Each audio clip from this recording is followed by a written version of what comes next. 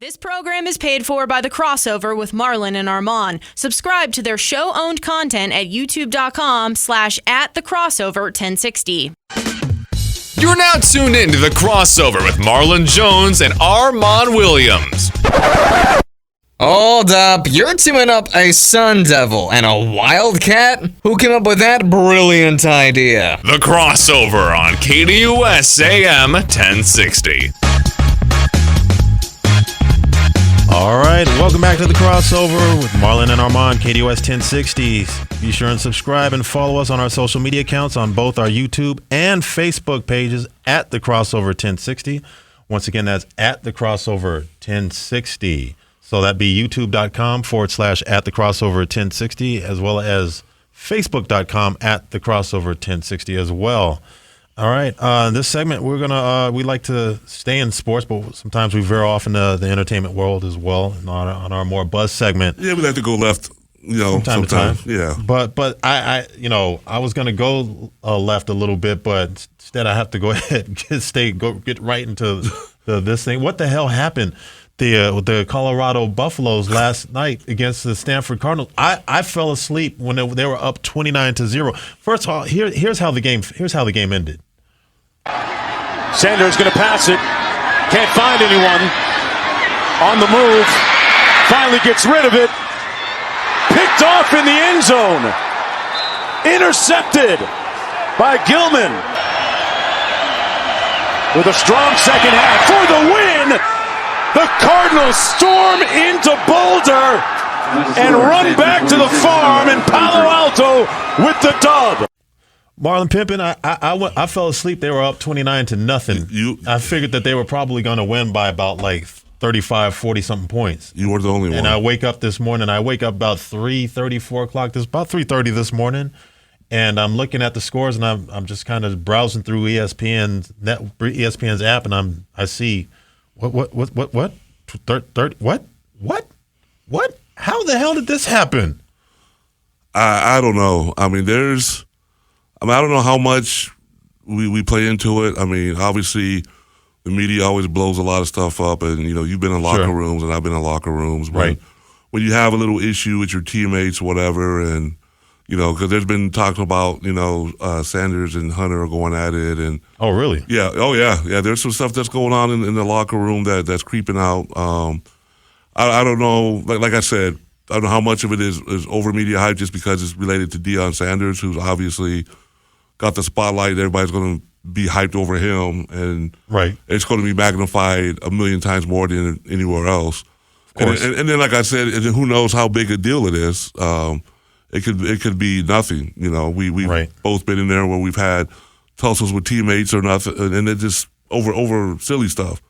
But you work it amongst yourselves, amongst the team, whatever. You move on and hit the practice field or whatever. But and then as far as last night, like you said, with the comfortable lead that they had, it's like, oh, okay, well, I kind of figured that would happen. Stanford is struggling this year, and Colorado will beat those type teams. They right. won't beat the elite teams, but teams that are at their level or lower, they should win. And I thought that was a wrap, but I have no idea. I like you said, after 29-0, I turned it off too. Well, I fell asleep. Yeah, I just fell asleep. Woke up this morning and was like, what the hell happened? But for Deion Sanders and Coach Prime, all I could tell him is welcome to the Pac-12 conference. Yeah, It what happens. You can lose to a team like a Stanford. You could be a USC and lose to be number one in the country, and then wind up losing in a game where you're a 47-point favorite. This conference has been doing it since its inception. So absolutely, well, that's your christening to the conference, Coach Prime. It's that's what the conference does. It's been doing it forever. And for his haters and his detractors, and he's got plenty of those. Get it out now, enjoy it. Like he said a couple weeks ago when they lost to Colorado, said get it. You better get in, get in now, because it's probably not gonna be the scenario that you're gonna see moving forward. Yeah, we might have to do a segment down the road about why that man has so much hate. I think it has something to do with how he carries himself. that he doesn't carry himself like a traditional football coach. And then there's the other mitigating factors that we certainly could get down. We can go down that road if we wanted to. And he didn't take the normal route of being an quarterback coach first or whatever. He just, and you know what? Hey, there's been instances where maybe a professional coach gets a job without the same route, because they were a great college coach. All of a sudden, they're going to be a great NFL guy. That doesn't always translate over. So it's kind of a similar thing, but that'd be something for us to delve into in the future for sure. Because it's crazy to me. Like you said, the haters and the Detroit, they're probably having a ticker tape parade right now because of what happened. Trust me, the people that typically hate on Coach Prime, on Deion Sanders, they're certainly getting their licks in right now. But like you said, get them in now, because you probably won't have that opportunity to do that a year or next year or the year after that, next few years, when Colorado becomes a national power. But as far as him paying his dues, he did pay his dues to a certain extent. He went to HBCU, coached at Jackson State. It was so it wasn't like he wasn't immediately thrust in to a power conference school. No, and even Colorado they're not a power national power. They were 1-11 in like last 30 year. years. They were 1-11. Yeah, they were 1-11. They haven't been a national power in like 30 years. Yeah, since what? Slash left. Yeah. Even before then, because then they were relevant. But you got to go back to like the Darian Hagan, Eric the Bill McCartney days. Yeah, when Coach McCartney, when he was the head coach of that team. Yeah, that's like late 80s. Yeah, that was late 80s, early 90s, like 1988, 89, 90. Yeah, that's what they were in the Big Eight. Yeah, that was in the Big Eight. Yeah, oh, man. You're talking back then. It was Nebraska and Texas. Yeah. Nebraska, Oklahoma. Nebraska, Oklahoma. Yeah, there you go. Nebraska, Oklahoma. Yeah. Well, since we're on the subject, it's like he comes in with his own style, his own swag.